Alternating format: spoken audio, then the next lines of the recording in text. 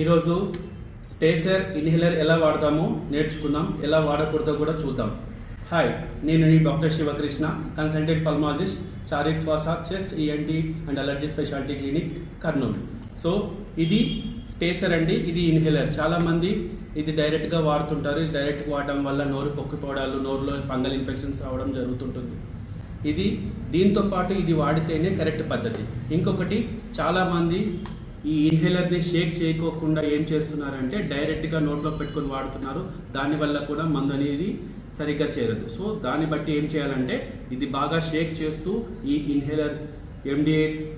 ఇన్హేలర్ని ఎండిఏని రెండు ఒకటి అంటారండి. ఇది స్పేసర్, దీంట్లోకి పెట్టి స్పేస్ 2 సార్లు కొట్టిన తర్వాతనే పీల్చాల్సి వస్తుంది.